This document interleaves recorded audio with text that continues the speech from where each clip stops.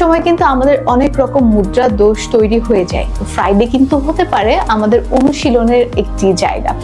আমরা যদি কেউ ভালো কথা বলতে পারি বা আবৃত্তি করতে পারি বা গান গাইতে পারি, তারা কিন্তু অনুশীলনের জন্য এই ফ্রাইডেকে বেছে নিতে পারি।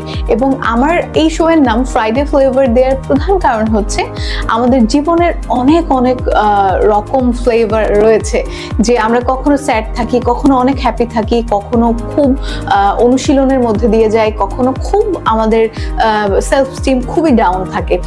এই জন্য এই যে ফ্রাইডে ফ্লেভার আপনাদের সাথে আছে এই বিষয়গুলো নিয়ে আলোচনা করার জন্য।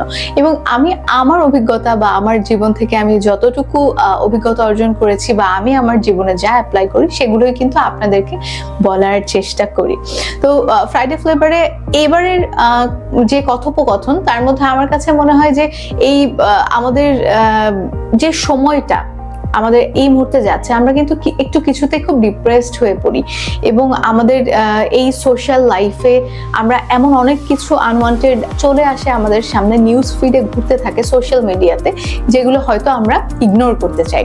সেক্ষেত্রে আমি একটা টিপস অর ট্রিক্স আপনি বলতে পারেন, আমি কিন্তু সেটা ফলো করি, সেটা আপনাদের যদি মনে হয় যে আপনারা ফলো করবেন করতে পারেন। সেটা হচ্ছে, আমি ইউজুয়ালি যখন কোনো কিছু আমার প্রোফাইলে আমি আপলোড করি, আমি সেটাকে আপলোড করে ফেসবুক থেকে বের হয়ে যাই। তারপরে একটি নির্দিষ্ট সময়ে গিয়ে আমি চেক করি সেখানে যদি কেউ কমেন্ট করে থাকে তাদেরকে রিপ্লাই করার চেষ্টা করি।